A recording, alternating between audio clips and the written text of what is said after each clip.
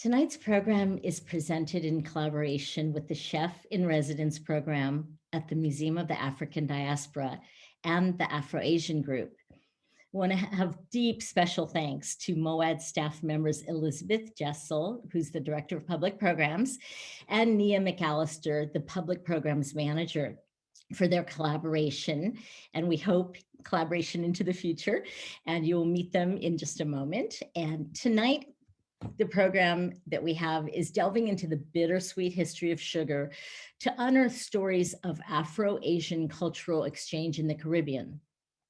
Through conversation and cooking, artist Andrea Chung and scholar Dr. Tao Leigh Goffe explore the crossroads of Black and Asian diaspora arts and cuisines, focusing on foodways that evolved out of colonial plantations, from Cuba to Louisiana, Jamaica to Mauritius, and including my father's homeland of Trinidad. Our guests will demonstrate sugar art techniques and recipes for sweet plantains and a special sugar surprise while celebrating ingenuity and Afro-Asian solidarity. So I'm going to turn it over to Nia to introduce you to tonight's presenters. Nia. Thank you so much, Andrea, for that wonderful introduction. Again, my name is Nia Mcallister, and I'm the Public Programs Manager at MoAD. And we're honored today to have both Bryant Terry and our Chef in Residence program co-presenting today's event. Unfortunately, Bryant is unable to join us tonight, but we are very grateful for his collaboration and his support in bringing together the wonderful speakers for today's event. As the inaugural Chef in Residence at the Museum of the African Diaspora, Bryant Terry creates programming that celebrates the intersection of food, farming, health, activism, art, culture, and the African diaspora. We would also like to thank Kaiser Permanente for their generous support for the Chef in Residence program. It's now my honor to introduce artist Andrea Chung and scholar Tao Leigh Goffe. Andrea Chung is an artist based in San Diego, California. Her work focuses primarily on island nations in the Indian Ocean and the Caribbean Sea within the context of colonial and post-colonial regimes.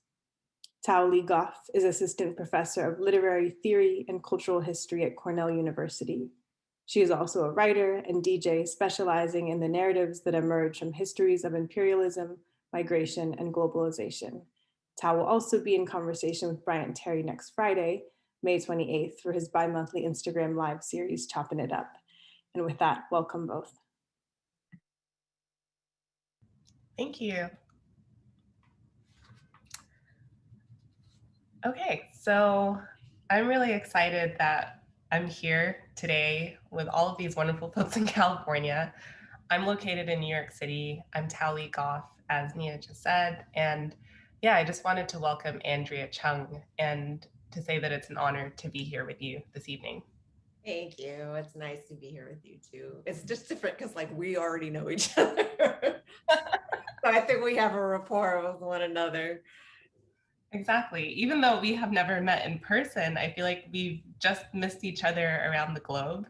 Yeah. Oh, wow. Sorry, my vet calling me.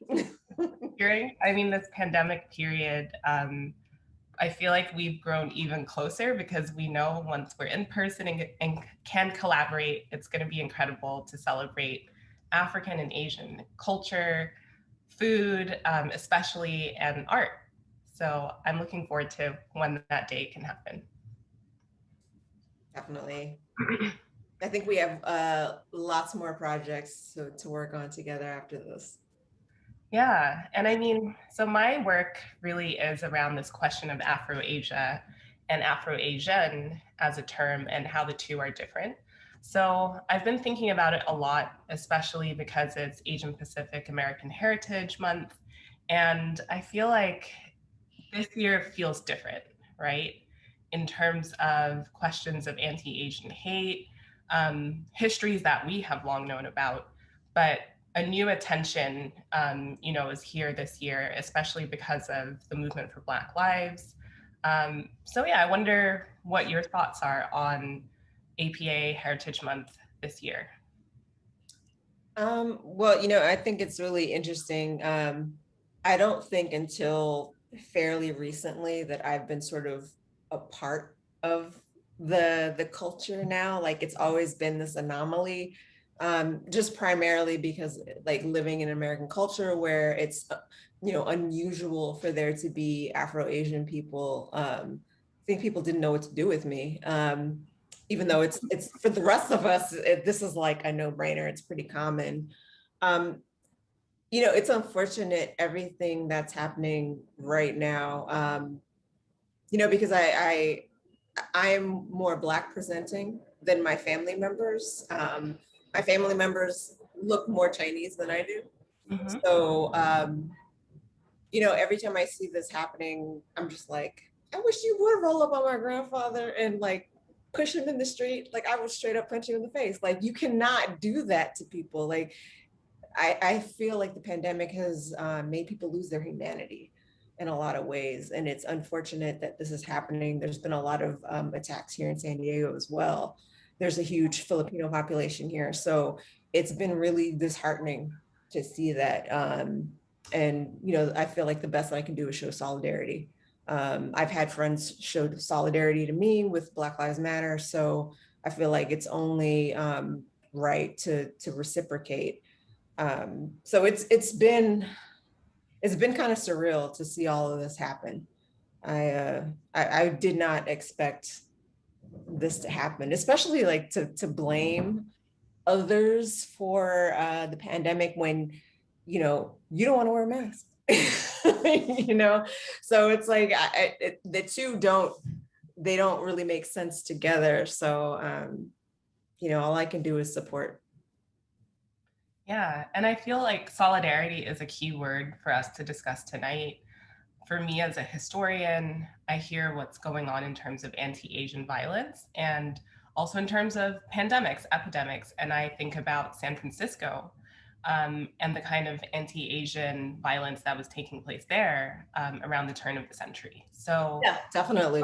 New, right? And yeah, especially to so-called bachelors. I think people have a short memory when it comes to things that have been done to Asian people in this country, from San Francisco on to, Japanese internment camps. So I think that I'm hoping that people will actually pay attention historically to what has happened in this country to Asian folks, just to, this is not a new thing. This is not a new thing. And I'm actually hoping that this brings all the POCs together so that we understand that our greatest enemy is white supremacy. And I hope that's something that we can learn from this pandemic. Yeah, I think that is really the key to understanding this kind of triangulation of race and what white supremacy does. But that it's really critical for us to also say that Afro-Asian people like me and you are also not new, and that places like Trinidad, Jamaica, across the world for centuries, there have been people, communities of African and Asian heritage.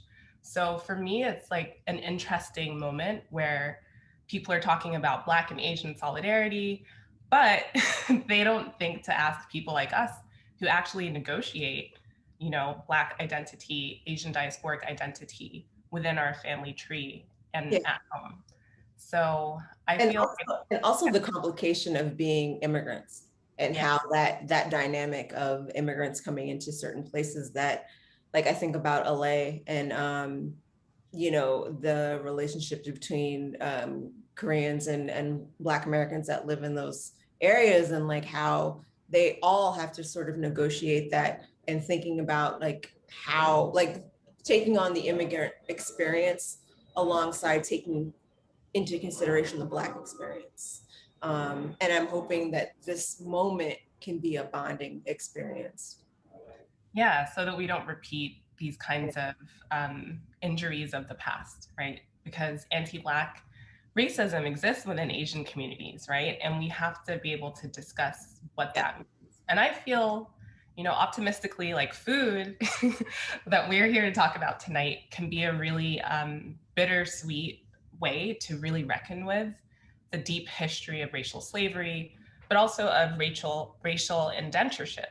So that's what I love about your work as a visual mixed media artist, is that you're looking at the history of both And many people have never heard of this institution, indentureship, or racial indenture, as I call it. So yeah, I just feel really honored to be able to be here with you, somebody who understands this history that Asian people and Black people, Afro-Asian people, were on plantations together, Yeah. right? Your parents are from the Caribbean. Yeah. I think people forget also like instances of like places like Hawaii, where, you know, you have indentureship there. And also, like, I think that there's some really great people that are trying to make that bond, like Roy Choi in LA has been doing a lot of sort of trying to bring the two cultures together. And, you know, we need more of that. You know, we definitely need more of that.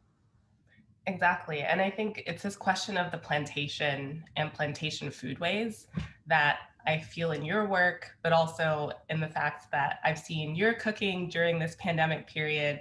And I just started cooking a year ago because I've been able to, because I've been at home. Okay, you do not look like you have just been cooking for this year, because you are cooking some stuff that I'm like, where is she getting these ingredients from? And they're super fancy, like they could be in a like 5-star Michelin restaurant. So I'm just like scrapping some stuff together to feed the people in my house. But you are cooking some like really amazing things that I'm just like, crabs, sea urchin, like no. Oh yeah, I forgot about that. And really, I did not. I was telling Bryant Terry this, and I'm so honored that, you know, he made tonight happen, that I feel possessed in the kitchen. Maybe my grandmothers who are from Jamaica are like with me here because, you know, we're going to be cooking plantains tonight. And that is something that I remember that one of my grandmothers used to cook, but she never taught me how to do it. So I've just been really missing the Caribbean, being able to travel, Trinidad in particular, Tobago. That's why I was cooking that curry crab dish, because I made the same dish too. Yeah, you know, like San Diego has like 0 Caribbean people. There's like a few spots, but the food's really not. It's really catered to like American tastes. So for me, the best way to feel at home has been to learn to cook the dishes that I want. So like making beef patties and doubles and things like that, that I can't, you know, like if I wish I was in New York to go to A&A's, but you know, I can't. So let me try to do the best that I can with what I have here. There was an artist actually who sent me some Scotch bonnet peppers, Anthony Paul Smith, and I was like, thank you. And we harvested those seeds and we grew Scotch bonnets out here and made pepper sauce. And like, that really got us through like a year of the pandemic of like making really good, what felt like authentic Caribbean food. Like the taste is just very specific. Like people try to substitute with habaneros, but it's not the same. There's like a sweetness that comes to the Scotch bonnet that you can't really recreate with anything else. So exactly. I said, get your doubles in Oakland. I'm gonna make doubles. A&A's has shrimp doubles, which I had never seen before, which was completely mind blowing. I was like, 2 things that I love all smashed together. So yeah, I'm just cooking all of my cravings, but also realizing that so much labor goes into this cooking, and also that this cultivation, you know, you're talking about gardening, that this is what our ancestors who were enslaved or might have been indentured, this is what they were doing. They were cultivating on the plantation. Apart from having to harvest sugarcane, bananas, and other products, they also had their own gardens, which gives me such joy to think about what they were free to cook on their own. So, and for me, it's also the way for me to pass down culture to my child, because he's not, you know, it's not easy to go to the Caribbean from here. It's really expensive. So I feel like if there's anything that I can do, I can pass down the food. And foodways have always been fascinating to me. And I want him to understand how people moved from one place to another, but still carried those traditions, and how, you know, they show themselves in different ways. I think it's so critical because we don't find our histories in textbooks, right? we're Yeah. starting to see our histories in museums like the Museum of African Diaspora and the Asian Art Museum, who are bringing together these conversations. But largely, I think the Asian experience of the Caribbean gets left out. Yeah, I definitely think so. Yeah, so it's really exciting that in your work, you make people reckon with that, with the plantation, and in connection to the Indian Ocean, right? There's so much there and ways in which like the sea becomes an archive, Yeah. right? For this history that is painful, but there's a lot of power there too. It was also a very interesting experience to me because, you know, when I got the Fulbright and I went to Mauritius, I was going there to look at the food, to talk about migration patterns. And we just happened to stay with a Fulbrighter who had married a Mauritian, and he was Chinese Mauritian, and he was Haka. And that was like particularly great to me because I was just like, damn, I can like learn all of this stuff about like Haka people that like I just didn't have access to because my grandfather, you know, he was in Jamaica and I didn't really get to spend a whole lot of time with him. So it was really dope getting to spend so much time around that Haka community. And I'm still actually really, we're still in touch with our, you know, Mauritian friend, and he is an amazing cook. So we trade recipes back and forth, but to have him there and to like be able to like learn more about my grandfather through him was really an amazing experience. And that's definitely something that always stays with me, was that I was able to meet other people that had like a similar history in some place that was completely far away from the Caribbean. So that was very meaningful for me. Yeah, like halfway across the world. And yeah. Story. So I actually have on hand my Haka Cookbook. I don't know if you have a copy of this. No, but I will have to get one from you. I'll send you one. So for those who don't know, Haka is the name that describes the ethnic group that Andrea and I are part of within Chinese culture. You can Google to learn more about it, but they are a minority within China. Whereas in Jamaica, of the Chinese who are there, the majority are Haka. So we have our own dialect, so language, own cuisine, and all of these practices that I'm actually writing about. So in my day job as a professor, I'm writing a book called Black Capital, Chinese Debt, that looks a lot at Haka history. So I guess I can actually transition now into professor mode to give a little mini lecture, because people are probably wondering, wait, so Chinese people in the Caribbean, plantations, what are they talking about?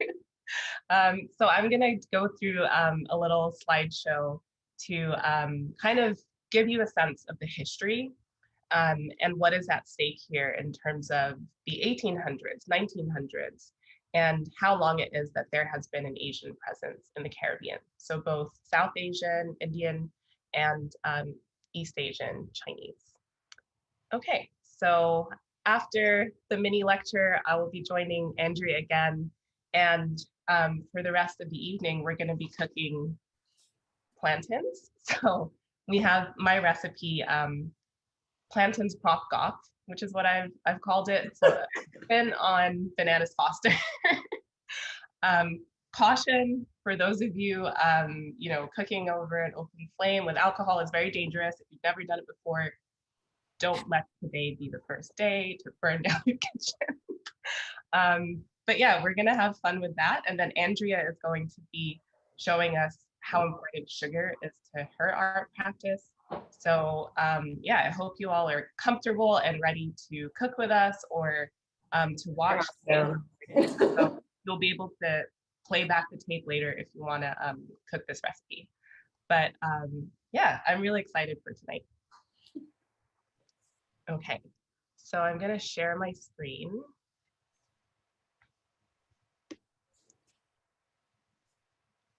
Just 1 second.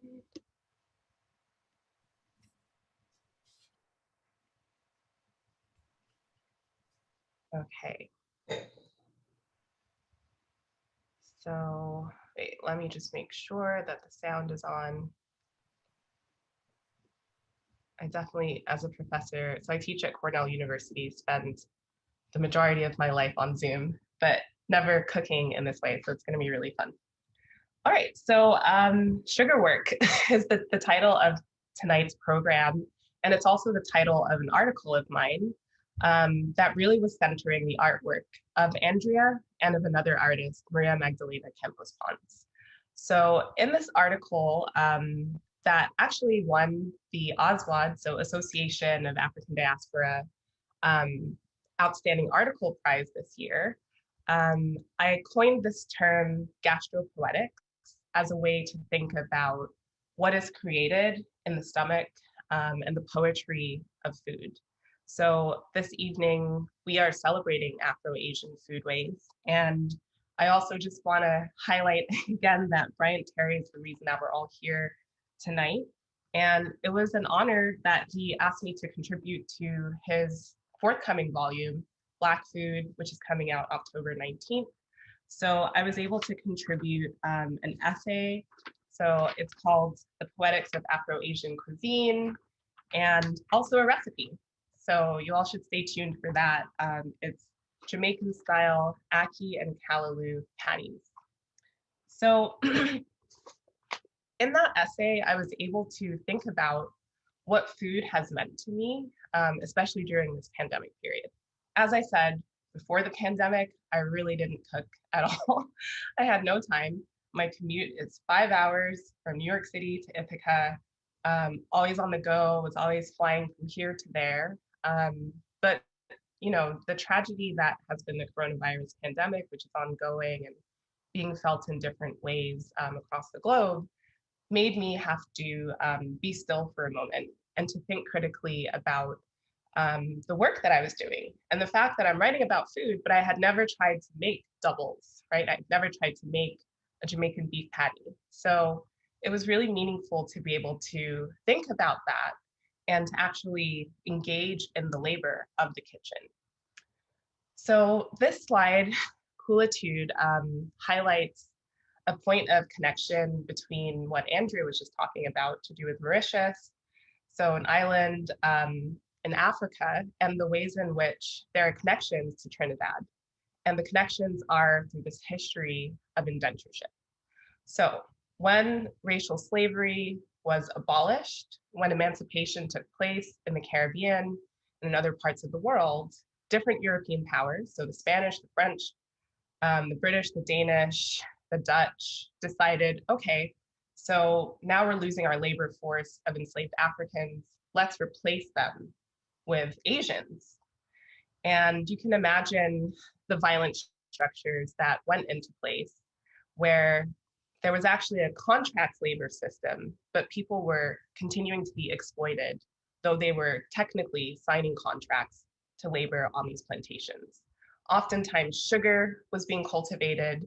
So side by side, you would have newly emancipated Africans in places like Trinidad, working alongside people from South Asia, from India, and also people from China.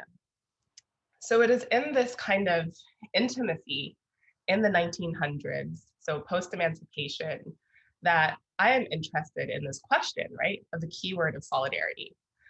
So in the article, I sit with different thinkers. You know, we started with a little bit of music for those of you who joined us early.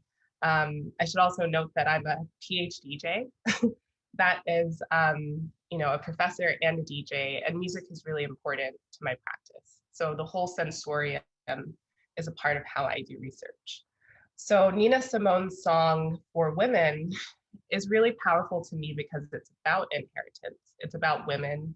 It's about the plantation. It's about female genealogies. And the resonance of My Name is Sweet Thing from her song is something that sits with me. Stewart Hall is another important thinker to my work, the British intellectual from Jamaica, and the ways in which he talks about sugar are also really poignant in terms of thinking about being the sugar at the bottom of the English teacup and rotting generations of English children's teeth.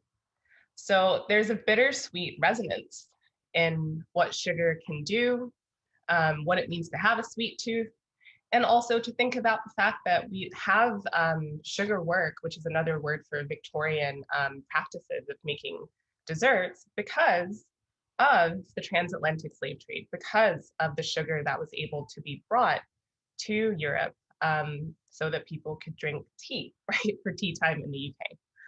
So for me, this question of Afro-Asia is really critical because it's a question of solidarity. It's a question of decentering Europe and thinking about what it means that these people, both Black and Asian, were brought together through colonialism in these different spaces. So the politics of this moment is important, and thinkers like W.B. Du Bois, who's pictured on the screen here, were talking about this. You know, in 1901, he talked about the darker races and how we all needed to come together to really decenter Europe.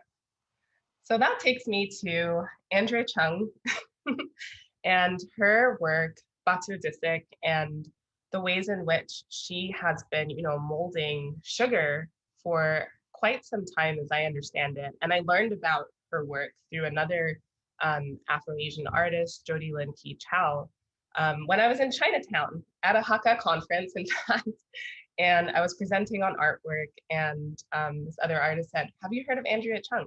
So I was like, oh, wow, this sounds perfect for what I'm thinking about to do with sugar, food. And here's a quote that you can read by Andrea, but we can also just listen to her later on. But I was just really struck by how ephemeral the artwork is, how it changes, how, you know, there must be a smell to it, how these boats disappear in water, and that she's sculpting, you know, and that it's a labor-intensive process. So I'm really concerned with the question of what it means to be descended from this history of violence, but also to build, to write history, to critique the violence of the plantation, to create something new and powerful. So here are some images of plantation life in Guyana in the 19th century, just to give you a sense of the variegated nature of where I draw answers to this question of the plantation.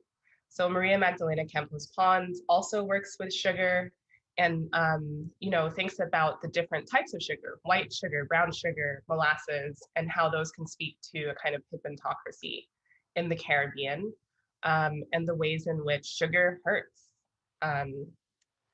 So that takes me to you know, the 19th century record of what it was that these people were eating on plantations. I was very curious to think about them harvesting sugar, but also to think about what they were eating. Did they have any choice? And here we can see from 1872 in Cuba that the diet is varied at other meals with plantain and rice. So that takes us to today. And the reason that I'm bringing together sugar and plantains so that we can think about what it means to put the two on a plate, to have like the natural sugars, the fruit sugars of the plantain, caramelizing in this process with the sugars of actual Demerara brown sugar. So to just conclude, you know, what do they call me? My name is Sweet Thing. I think that there is a lineage, a power in Black feminism, Black women to be able to create art, to create something beautiful that critiques the violence of this history and to imagine new futures.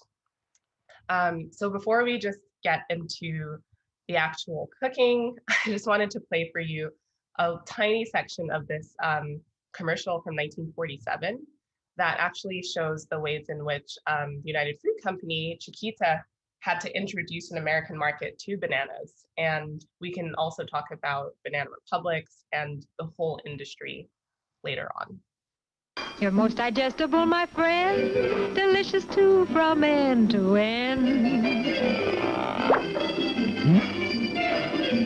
You can put them in a pie, any way you want to eat them. It's impossible to beat them, but bananas like the climate of the very, very tropical equator. So you should never put bananas in the refrigerator. Okay, so I'm gonna end it there, but there are much worse, Chiquita commercials from the 1940s that you should all look at. They're entirely problematic, but don't put bananas in the refrigerator. That's true.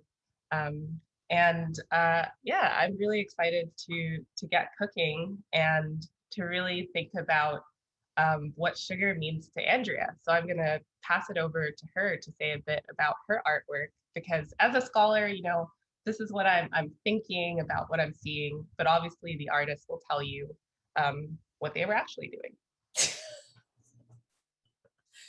Oh my God, that commercial is horrendous. Needing instructions on how to eat a banana. So I know that there's some images, some slides of work that I've done with sugar, so we can go to that. So I will say that I've been working with sugar since 2007. And the reason why that I started working with it was when I was in grad school. I started off thinking that I was a painter, and then realized that I am not a painter. I don't care about the history of painting because it focuses primarily on the West. So I was trying to find a material or a medium that really spoke to the narrative of my family. I was also really broke when I started grad school. I literally had a butcher paper and 2 colors of paint, black and white. So I had been doing a lot of portraits of my family and of my grandmother, and sort of kind of trying to understand how my grandparents found their way into the Caribbean. And a lot of it revolved around sugar. This is a piece that I did at MoAD. It's probably my favorite installation that I've ever done because it was site specific and I only had a few days to install. So it was very spur of the moment, sort of playing around with, you know, the materials that I had and like working in the environment of San Francisco. So when I was initially approached to do this piece, it was part of a show called The Rum, Coffee, Gold, Sugar, like focusing on the objects of colonialism. And I had been thinking a lot about this phrase, "I swear on a stack of Bibles." And when I got to San Francisco, I had just come from New York as well. And I didn't have a whole lot of time to cast the sugar, but I had all my molds with me. And the first place I stayed in had no kitchen. So I was in the curator's apartment cooking and burning sugar. My thermometer stopped working. It was just like a huge hot mess. But I think in the end, it really worked out for me that I had the time to play with burnt sugar versus undercooked sugar versus sugar that you're supposed to cook at a very specific temperature. So I was really thinking a lot about the way that religion has impacted the diaspora, both in negative and positive ways. So for this in particular, I was thinking about, you know, like how religion has been used to justify slavery. So, you know, Christians felt that they needed to civilize the savage, and they used the Bible as their reasoning to support that. But there was also something called the Slave Bible, which had redacted parts of the Bible that that basically said why slavery was wrong. And slave masters would redact those things and then give the Bible to their slaves. And that's a lot of work. That's a lot of effort. I'm fascinated in effort that people have put into oppressing other people. But also without religion, I don't know if the civil rights movement would have happened. MLK was really great at galvanizing and really using the church as a way to support their movement and really get things happening. And also thinking about how religion was disguised. If you look at Haiti and think about voodoo and how it was hidden with Catholic saints. So a lot of the beads in the sculptures represent those orishas that they would mask with Catholic saints. And there were other things like the rice was to sort of tribute Brazilian women that would hide grains of rice in their hair and carry them with them as they were taken to a new land. And again, like when I was walking around San Francisco, I think the pressure of trying to figure out how to make this installation gave me a lot of freedom to sort of explore. And I went into a bookstore and found a hymnal book, and Amazing Grace is like the cornerstone of the Black church. My husband is American, and that song has been something that plays a huge role in his culture. So I took that and just experimented with submerging it into the sugar. All of this is play. All of this is like exploration. I have no idea how any of this is going to turn out until I actually make it. You can go to the next slide. So when I went to the museum to figure out how I was going to install everything, again, I had been thinking about, I swear on a stack of Bibles, and I was trying to stack everything, but didn't have enough Bibles. And as I was laying it out, my husband made the observation that it looked like evidence. And I thought that was a really interesting observation. So I kind of kept everything the way that I originally had laid it out. So the darker pieces of sugar is the sugar that I actually burned at the curator's apartment. And I just played with temperature and played with what I could do with sugar. I think now I'm a lot more versed in the ability of like how to manipulate the material, but it's taken me, I want to say like 10 years to get to that point, and I'm still constantly learning. And for the duration of this exhibition, I would let the sugar melt over time, and it would just sort of like turn into this big gloopy mess of sugar with like varying colors. And one of the other things that I didn't mention was thinking a lot about how religion has been used in the Black church to condemn homosexuality. So I have taken in this piece, I've twisted, like physically twisted some of the Bibles after I had cast them in the sugar. And then also thinking about the separation of church and state, which is why there's a gavel, and just sort of like bending that around. You can go to the next slide. This is a piece that I created based on my experience in Mauritius. I went there primarily to study the food as a way to talk about migration patterns into the island. And I was really enamored with this one part of Mauritius. It was a village called Lemoine, which is in the southern part of Mauritius. And there's a huge population that are the descendants of slaves. They're referred to as Creoles. And during slavery, there was a lot of Maroons that established a village on top of Mount Lemoine. And it was a very strategic positioning. It was very hard to scale. And when slavery was abolished, the British sent troops to tell them that they were free, and also to recapture some of those who escaped. And they all jumped off the side of the cliff of Lemoine because they were so afraid of being recaptured. So the trade of fishing was one way that they were able to sustain themselves. And after slavery was abolished, former slaves were supposed to do a 7-year apprenticeship for plantation owners so that they could recuperate costs that they like just economy had been crashed. The sugar economy was crashed because they now had to pay for labor, and they refused to do it. And they focused primarily on fishing, and it became this generational trade that was passed down. And I think of that very much as a revolutionary act. So, Creoles, they have the stereotype that Black Americans have as being lazy, savage, all of those things, but fishing is very time-consuming, laborious trade. It's not easy, it's deadly. And I thought that those two things just didn't really mesh well.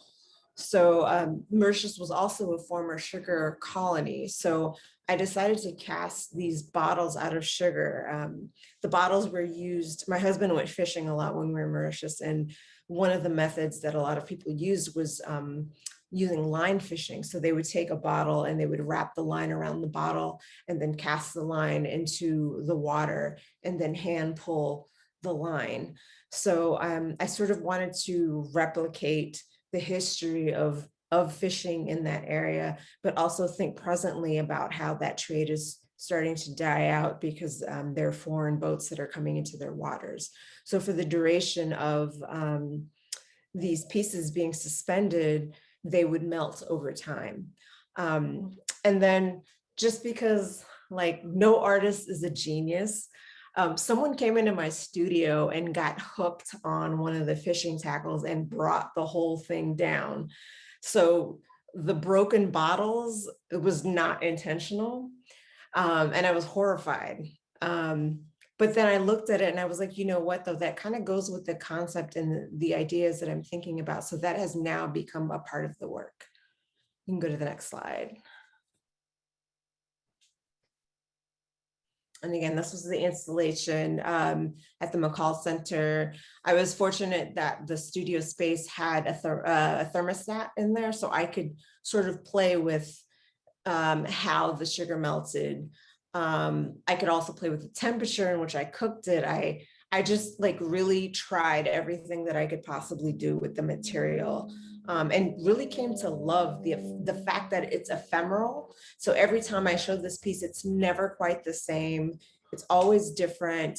I love that the material doesn't last forever. It makes for very good cleanup when you're deinstalling, but also it's, I like the idea of the work being experiential and not necessarily like a way to, you can't really commodify the work because it won't last forever.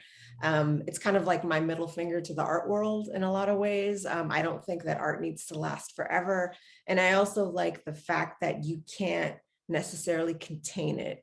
So this is a piece that was like really transformative to me. And I think that all of the work that I've made since has been ephemeral as well.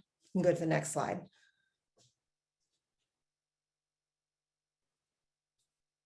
If there is a next slide. I don't know what I sent you guys. Is that it? Okay, if that's it, then we can go back. We can go back to Dr. Tao. Wow, that is incredible. You're always blowing my mind in that I feel like we've known each other forever. When you're talking about the Orishas, when, you know, evidence, these are things that I'm writing about in my book. And to see that it wasn't a mistake, but the fact that somebody shattered those bottles, that makes that piece. So to know the story behind that and to hear you talk about it is really... I try to really dispel the idea of artists as genius, because like, let's get real, we're not geniuses. Like some shit is just really like improvised. And, you know, I think failure is a huge part of my practice. I try to embrace failure, and I learned so much from failure, like the sugar burning at the curator's apartment. Like I felt horrible because there was like sugar all over her apartment, but the color and the texture of that sugar is not something that I would have planned for. And it just worked in my favor. So I just try to embrace that. Like you cannot predict everything that's going to happen with a material. And sugar is a very challenging material to work with. So it's a lot about giving up control and allowing the material to be what it's going to be and do what it wants to do. So you have to sort of surrender to that. And I think once I understood that, I think that the work got better. But it's still hard. It's like this internal struggle of wanting perfection, and it's like, damn it, why won't this sugar stay forever? Like you just have to like learn to deal with it.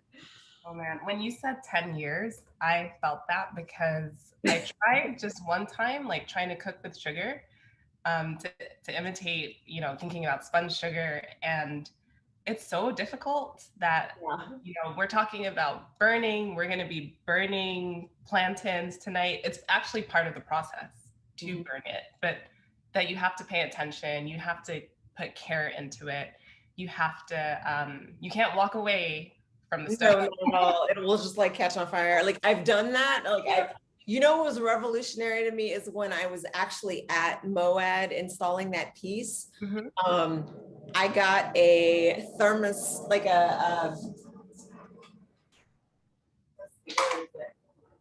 got candy a thermometer Yeah. that beeps when it gets to the temperature that you want. Okay. Like, That's a pro tip. revolutionized everything, because I was burning sugar like crazy. You'd see the smoke coming out of my kitchen. It So smells like, nice, it was like a great accident to happen, because like this is like a game changer. I never burned anything after that. Because there's no going back. Yeah. Once you've gone past it with the caramelization, you're done, right? But yeah, so I have all of these different plantains, because as much as like you cannot control the burning, but you have to sort of surrender to it, the kitchen is so much about death and rot in a way that is really generative to me. So I have all of these different plantains that are different colors. It was pretty funny just thinking about that 1940s American commercial and this idea that you have to teach people how to eat bananas.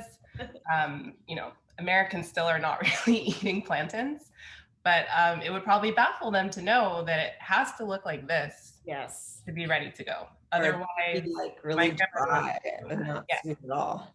Exactly. So my mother's from Jamaica, and I often think about, you know, the Caribbean in a way that you described. What did you say? That you have to just surrender and let go of control. That's very hard to do. About Jamaica.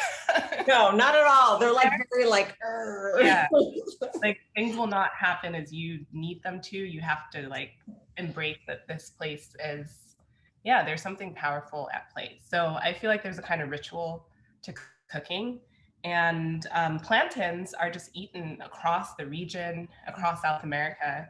And it's owing to this West African heritage that a lot of us have. But it's also the fact that these are, you know, endemic to Southeast Asia. Yeah, so it's kind of from Malay Islands. Yeah, there's quite a few things that I think it's interesting that there's a lot of things that people think are native to the Caribbean that really aren't, that were brought from the Malay Islands, like breadfruit, for example. That was brought to, it was a very starchy filling material that filled up the bellies of slaves. So, you know, people think that breadfruit is natural to the Caribbean. And the same thing with plants, and it was taken to West Africa first to feed a lot of the enslaved that were in like holding pens before they were shipped to the islands. And like I'm really fascinated with the fact that you know, it's so much a part of the region, the culture, and like the food that we eat. It's so much a part of it that I love that we're able to take something and transform it. Right, that you have mofongo, you have tostones, you have all of these different variations of plantains. But also to think about the transplant is important, because African and Asian people are not native to the Caribbean. Like the Caribbean names the Carib Indians, right? So I'm kind of just sitting with all of these histories in the kitchen and how we were transplanted there centuries ago. And breadfruit is too, you know, and people eat it in Hawaii also, I learned. So it just makes a lot of sense when you kind of put it all together. They had it in Mauritius too. Yes, I was like excited, and I was like, I'm gonna roast this and fry it. And it was the first time my husband ever had it. And I was like, this shit is so good. So yeah, I didn't even know that. And I've just been discovering through traveling, just like how you were on your Fulbright. So I'm just showing you here, this apron that I'm wearing was a gift from cousins of mine in Suriname when I visited there. And I actually presented this research on sugar when I was in Suriname for a conference. So that's the former Dutch Caribbean. And the food, everything felt just the same. People there look like me and you, but they speak Dutch, they speak their Creole language, they speak a patois that sounds very similar to Jamaican. So I'm just cutting the plantains here to get started. So it really should be this color. And you can do this vertical incision that I described. This is probably the hardest part to sort of get right in terms of cooking sweet plantains, or plantains as we know them, to make sure that you're able to get the skin off in a manner that is clean enough. So there can be a little bit of trial and error to make sure that you're doing this right. But honestly, this is a really easy recipe in that there are not too many steps. So I cut the ends off and peel it off because I can't. Yeah, it's biting it, but I just chop it off. So in my recipe, I called for 2 of these. So I top and tail them, and then cut that incision, which makes it so much easier to peel them, to me at least. So yeah, on my apron, you can see the type of food that is eaten in Suriname, a lot of Dutch influence, but a lot of West African influence, in that the enslaved people there were coming from the same places, but also from Southeast Asia. So again, Afro-Asian foodways and the plantation coming together through European colonialism and violence. So I'm cutting the plantains on the bias, which is diagonally. I tend not to be too precise, but you should try to be very precise in how you cut the plantains so that they will cook evenly. But yeah, you're gonna have to pay careful attention as you're cooking them, because part of what you're doing is actually burning them, because they're not quite right if they don't have that kind of charred, burned, caramelized, crystallized sense of the sugar that we're going to add to the dish, but also in terms of the natural fructose sugar that is in the plantain. So you add sugar to yours? Yeah, just for this special recipe. And I'm telling you that I did that because I was making plantains and for someone, and they're like, oh, I'm going to eat them last as dessert. And I got so pissed off because I was like, yeah, that's weird. But I was like, okay, fine, whatever. I'm gonna make it into like the best dessert ever then. Like, why bananas foster? Why not plantains foster? And let's add some rum in there, especially thinking about your newer work and that exhibition, thinking through the materiality of rum, coffee, sugar.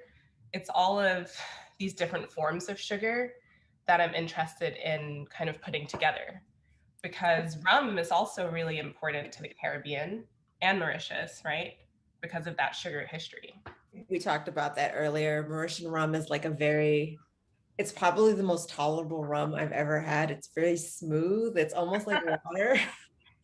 Whereas like Ray and Nephews will burn a hole in your stomach. That, yeah. Okay. You know, like I've had instances where like it's really hard to get good plantain here on the West Coast because it's not something that people generally eat. The only place I've actually seen really good plantain was actually when I was in San Francisco. I wasn't installing for MoAD. I think I just like had a show and I wanted to go there just as a break. And we were staying in actually a Chinese neighborhood. And we were walking down the main road and there was this fruit stand that had like a pile of plantain and it was like 99 cents a pound. And I was like, oh my God, like, I can buy this whole stand and eat the whole thing. But like when I can't get good ones here, I try to, as soon as I take them out of the oil, I'll sprinkle some sugar on it. And then like, I know that there are other parts of the region that they put cinnamon on it. So I'll sprinkle a little cinnamon on top too. And that sweetens it without adding way too much sugar to it. Yeah, I think that's a great tip, because as much as sugar is great, we also want to cut back on it and not use oil or butter, but we're going to be checking it today. So. You talked about Maria Magdalena Campos Pons because like I was like fortunate enough to be in a show with her because like she's the artist I want to be when I grow up. And she talked a lot about how like she hates sugar so much and she tries to exclude it out of her diet. And I was like, wow, that's like some serious dedication, because I don't know if I can do that. But I really admired her passion of, you know, the disdain that she had for sugar, and like to be able to eliminate that was pretty amazing, because I will eat the hell out of some chocolate. Like cannot not eat sugar. I wonder if it applies to rum for her as well, because Cuban rum is so good. I have not had that yet. Have not had that yet. Okay, so I think you can see the cooking process is taking place. I know in my recipe that was posted online, I said oil, but we're actually gonna work with butter just because I am gonna be adding rum. Again, don't do it if you're not sure that you know how to do that, because I don't want you to burn down your kitchen. But yeah, I'm just gonna let them saute for a bit, start to brown. Yeah, I don't know, Andrea, if you wanna start your process too, and we can do this together. I feel like mine is gonna take 10 minutes to sort of start to brown, and maybe we can talk back and forth. Okay. When I'm making a sculpture with sugar, it really depends on the installation and like how big it needs to be. So I got a small mold that I made. I tend to work with silicone. Ah. It's much easier to work with. It's really flexible. It's easier to get the sugar out of it because it is so flexible. I've broken quite a few bottles in my time, but this is a really great material to work with. Like I said, I wasn't, I started off as a painter. So like learning how to make sculpture has been like an interesting challenge. My molds are hideous, but they work. Well, that's what's important. Yeah, they're like atrocious. My molds are atrocious, but they work. So when I'm making the bottles, the easiest thing for me to do is to work with a shipping tube. So that's how I get this like really uniform shape. All you have to do is cut it to the size that you want. I tend to use, like this is a Coca-Cola bottle. I use wine bottles. I use anything that kind of symbolizes colonization in a lot of ways. So when you're cooking the sugar, you absolutely have to use pure cane sugar. Not all sugar is alike. Brown sugar has a ton of molasses in it. So no matter how much you try to cook it, it has too much liquid in it that it will never solidify into anything. I was really lucky when I was in Mauritius to go to a sugar factory to actually see the process of making the sugar. So it has to absolutely be pure cane sugar with no molasses. I haven't tried using plain white sugar, but you can use confectionery sugar as well. I have some confectionery sugar here. Yes. Then you just need distilled water. And also you need some kind of substrate to go with it. So like I use corn syrup. You don't have to use corn syrup. The color of the corn syrup really doesn't matter. You can use vodka also as well. That's a bit more expensive. So I go with the 99-cent corn syrup. So what you do is like, depending on what it is you're casting, you pour the sugar into a pot. This is my sugar pot. I always use this pot when I'm cooking sugar. I got it from IKEA, but it has measurements within it so that you can kind of keep track of whatever it is you're making. And I think I've used this so much that like I can see the markings of where the sugar and the water was. So I can sort of ballpark things now because I've been working with it for so long. So 10 years, like, wow. Yeah, it's been a minute. I'm aging myself. So what you want to do is you want to measure out your sugar. This is a very small batch because the bottle isn't very big. It doesn't require a lot of sugar and I'm only making one of them. So I did this in quarters. So I think I used 500 grams of sugar. You also need a lovely food scale so that you can accurately weigh how much you need. This is essential because if you don't get the right amount, I mean, it's basically science, it's chemistry. So you absolutely need to have a food scale. It is history. Yeah. Like things can explode, things can. Oh, I burned some sugar. Like I had my whole kitchen full of. It's dangerous. But also, I mean, that speaks to the question of the plantation and these factories. That's so cool you got to see the factory, because this work was dangerous. Yeah, That I these mean, people were even doing in even indenture. the factory that we went to was definitely not, it's Mhm. not safe. I mean, just being there were all kinds of like parts of the sugarcane that was like just blowing around randomly, and it was getting into our eyes. So yeah, it's definitely not a safe environment whatsoever. I think they just sort of humored me because I was an artist going there. You need a food thermometer. Absolutely, you have to have it. A candy thermometer, same thing. This digital one is amazing because it takes the burn out of anything you want to do. And you'll use it again, like if you're cooking a roast or something like that, barbecue, you'll absolutely need one of these. So it I beeps highly when it's ready. say that again. Like it makes the sound, it beeps when it. Yeah, it beeps. So like I don't like I've forgotten because it takes a minute. It takes like at least a week. So it's beeping now. Oh, okay. A week. It takes at least an hour to cook the sugar, depending on how big of a batch you're cooking. So like, okay, it doesn't want to stop beeping. So when I'm cooking for an installation, I generally cook large batches because once you pour everything into the mold and the sugar cools, you can actually reuse it, which I didn't know for the longest time. I would just like cook another batch, which was like huge waste of time and material. but you can cook another batch. You can just like warm it up and then reuse it. But this saves so much time and you won't burn anything. You can set it to however long you want to cook it for, and it beeps and alarms and lets you know. So the first thing you want to do is you want to measure out however much sugar you plan on cooking. With this one, I only needed 500 grams of sugar, and I actually have a lot left over. I could probably cast 2 more bottles with this. And after pouring the 500 grams, you want to add 250 grams of water. This is filtered water.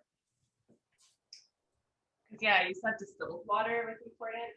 Yeah, I use distilled water, but filtered water is fine. I've used tap water when I've run out of distill. It's not the worst thing, just that sometimes the water has impurities in it.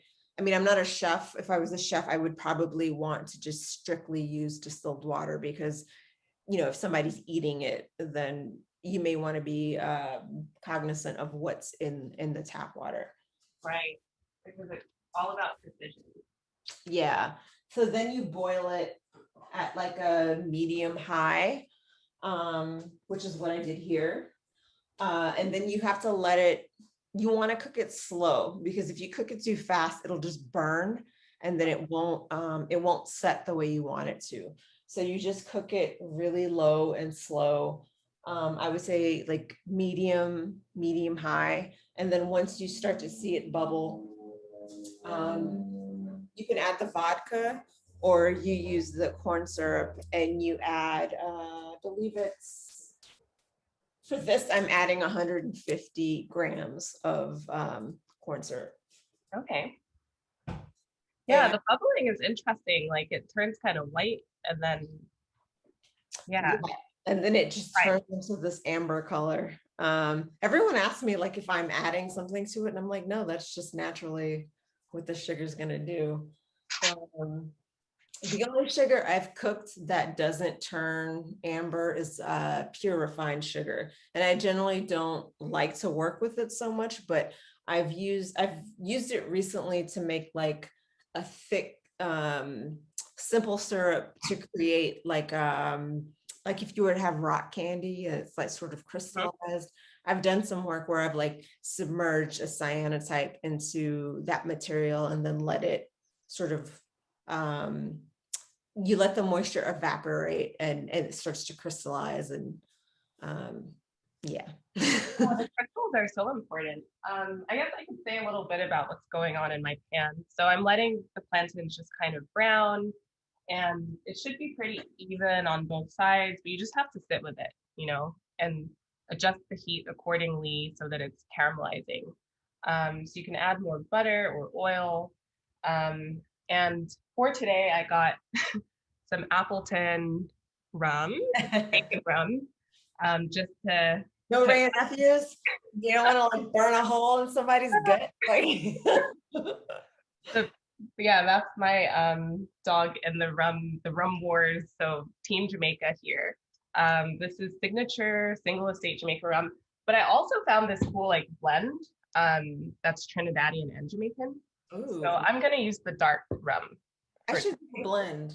That blend, I should be Trini and Jamaican. Yeah. Somebody asked, can you find plantains in any Mexican food markets? My experience is yes. Yeah, and that was the thing in the beginning of the pandemic. You told me that. Yeah. Where am I going to find Scotch bonnets? Where am I going to find plantains? And yeah, bodegas. Yeah, I got. bodegas are fantastic. Yeah.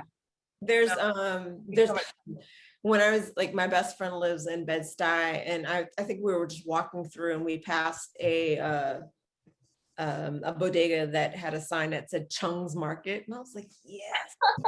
But they sell like they sell what's for the culture. Like they know their audience, which is great. So you can find plantain, you can find things that are specific to our culture, which I really appreciate that they make those things accessible, because they're really hard to find sometimes, especially out here. It's really hard to find certain things. So like every time I go to New York, I like go eat my food real quick and then try to bring them back if I haven't destroyed it all. Okay, so I'm adding a little bit more butter to mine just to get it kind of evenly cooked. And it's gonna feel like, oh, it's burning, but that's the kind of charring that you want as the sugar is working together to create this kind of sauce, because it's gonna be just like bananas foster. So it will be a very caramel, rich sauce. It's supposed to be decadent. This dish is from New Orleans, another kind of port city of the Caribbean. So, I poured a little bit of the rum into this little cup. I do not recommend pouring the rum if you're going to cook with it from the bottle. You want to make sure you don't over pour it in, but slowly add it, because obviously if you add water and oil together, you're going to have a problem. So the butter helps, but just do it all in moderation and sort of take your time with it and the temperature, because you don't want it to be too hot. But yeah, how is the temperature? Sometimes I'm like, it's just like, yeah. That's the chemistry. I'll add a little bit more rum, but how is the temperature on yours looking? It's fine. It generally takes like, I want to say 45 minutes to an hour, depending on the quantity of the sugar that you're cooking. I kind of pre-cooked some of the sugar prior to the webcast, just because I knew it would take quite some time. So I think I cooked this one for about 45 minutes. So you can see the finished color inside, but it'll bubble and the temperature will slowly rise. And you want it to get to 320 degrees Fahrenheit. Anything past that, it'll start to turn a darker color. It'll start to burn. So this is called a hard crack. If you think about candy making, it's the same sort of concept of making candy. So if I were to add some kind of flavoring to this, like some kind of acidic flavoring to this, it would be like a lollipop. Oh. So that's essentially what you're making, is like a hard candy, like a Jolly Rancher or something like that. Oh. So it just all depends on how you've decided to add flavor to it or not add flavor to it, which is something that I've considered before in the past. Like I thought about making, like adding some kind of flavoring to it that was somewhat repulsive, and having it as something that I like distributed as people were in the gallery space, so that they could like you know, think it was like this delicious candy, but be like severely repulsed by the taste of it, just to have that sort of bittersweet, like you're gonna, yeah, I mean, it's so sensorial, and I feel about your art. I hope I get to see some in person one day. But yeah, it's so exciting to hear you talk about process and to be so generous with that, because not all artists will talk about that and demystify it, or and we're not geniuses. I had to like ask a chef, how I finally found a chef that was willing to sort of reveal how she makes her things. But like whenever I tend to watch like HGTV or the cooking channel, because I would watch a lot of those dessert shows to see how they were able to like create these amazing sugar sculptures. Like it is pretty mind-blowing when you see it.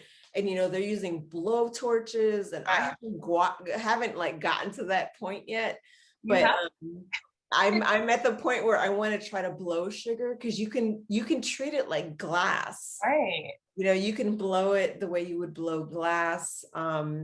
It has a lot of qualities of glass. So like if you were to break a shard off, it could actually cut your skin, and you know, you'd start bleeding.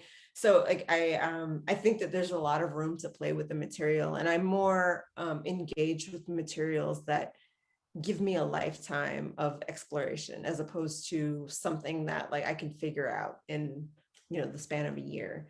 So it's a challenging material, but I'd like to see how far I can push it. It's so malleable. It's really exciting about the experimentation. So I just added some ground allspice, which is as part of the recipe at the very end, to really give it some more Jamaican flavor, as opposed to like the New Orleans bananas foster. But yeah, you could also add cinnamon, which you were talking about earlier, for some more sweetness. So I'm almost done. So I'm just gonna go and get some ice cream so that we can make this into an actual dessert. Since I was so insulted when somebody said that it was dessert. So it's like, okay, here is dessert.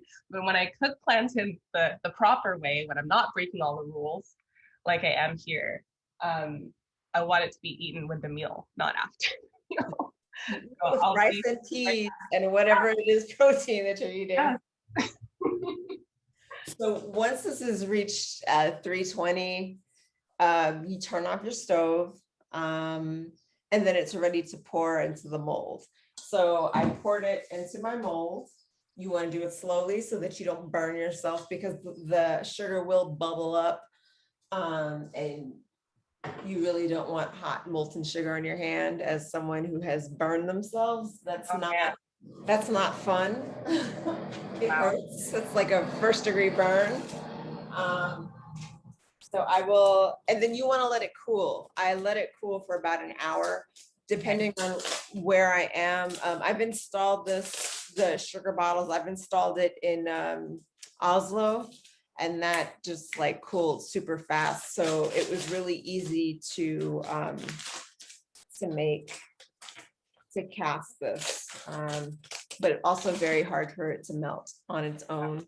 I had to like cheat and take like a heat gun. I was there in like February, and it was not hot enough. So yeah, the temperature of the room matters, right? And you've done this all over the world. It's amazing. Yeah, I like the fact that the environment always alters the way that the work will turn out. Right. So I usually bind my mold with, again, I use mailing tubes to make this. So what you can do is you can cut a piece of the cardboard of the mailing tube and place it around it so it securely holds your mold in place. And also so that, you know, you can hold the piece together and that you don't have any separation in your cast. And it's also easier to take your cast object out. So, you know, you can take it out, and you have to be very gentle with it, because you can break the bottle, like I have done many times. Oh no, I need to start all over. Wow. And then you have a there it is. That is amazing. So yeah. And then Coca-Cola. whenever I'm hanging it, I mean, there's like, again, there's so much room to play. When I'm hanging it, I tend to just stick the fishing line within it so that it makes the process of hanging it a little bit easier. And then I can also play with how it hangs. If I want it to hang straight up versus, you know, to the side or diagonally, I'll insert the line into the mold, and you know, it sets. And then I generally will like add the line to it, and then, you know, you can do whatever you want. I've made like boats out of the same recipe. Right. And it lasts pretty well. I do not encourage people to, if you want to preserve it, do not put it in the fridge. Because cooling of the fridge, once you take it out, it will speed up the melting of the sugar. So it will melt at a really rapid pace. It's best to keep it in a room temperature space. If it's, you know, if I've had a situation where I was installing the sugar boats here in San Diego, and we had like a heat wave. It was like 102 degrees outside.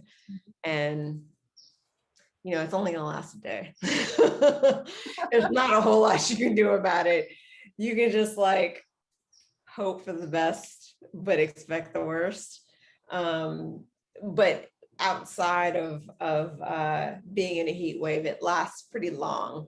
When I was installing at CAM in LA, it was extremely hot, and they didn't have, they actually had no control of their temperature in the space. Another institution, I guess the way that they had their AC working, it was connected to two different institutions, and they had no control of the space. So they had to actually close the doors to try to confine the AC unit into the space, but it melted pretty fast.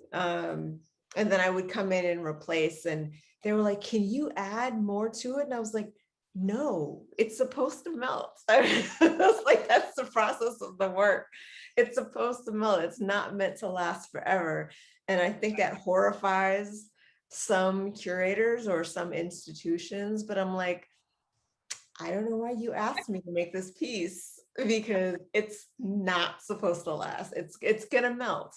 You know, it's not meant forever. And I don't think all art needs to last forever. You know, that's a powerful statement. And I mean, I see, shout out to my friend Isis who's here. So she's in Jamaica and said, would the sugar bottles keep in Jamaica? So it depends on the weather, I'm guessing, right? Yeah, I mean, it's all about your environment, which I love, because that's an added thing to the work.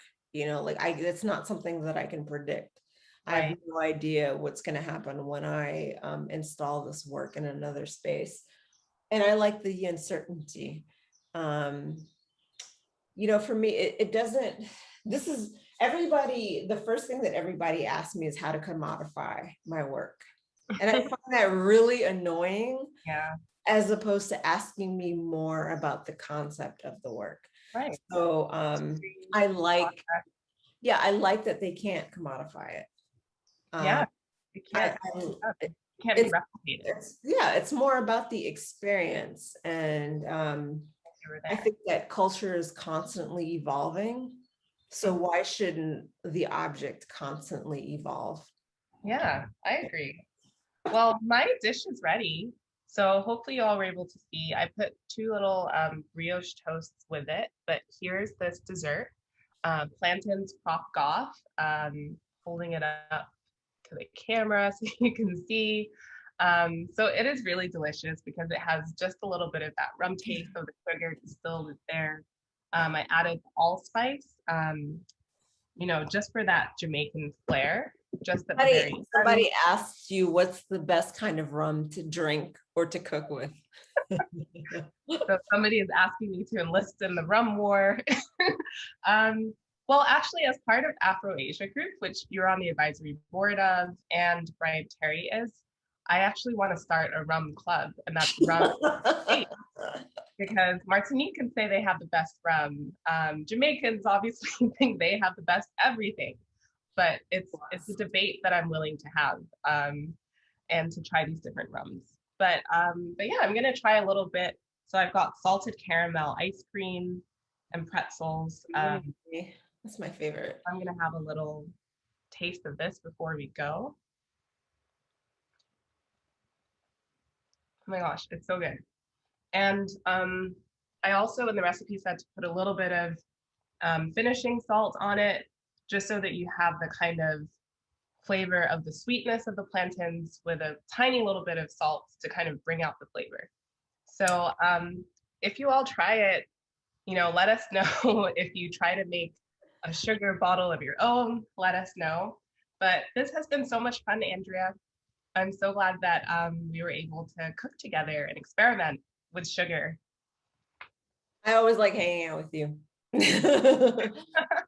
Maybe people can ping you on your Instagram if they make your dessert or bottle. So please do that. Look them up.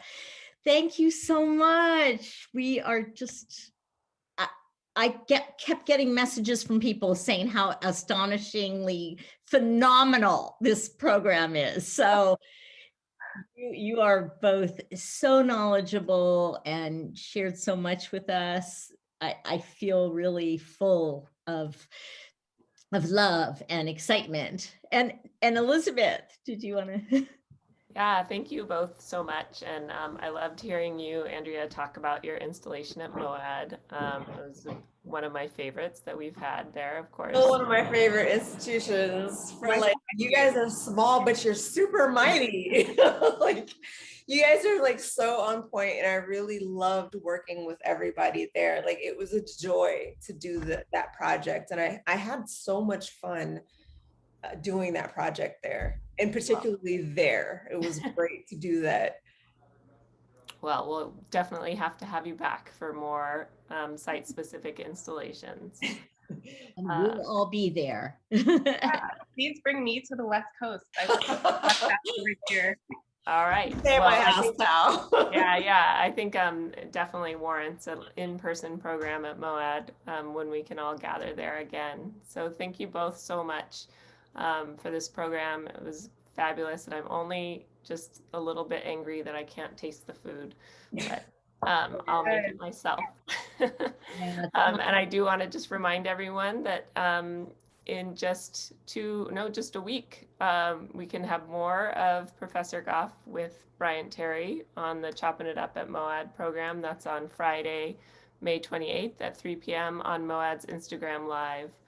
So just go to MoAD's Instagram page and you will see it at 3 p.m. next Friday. Thank you all for coming. Thank you all. Good night.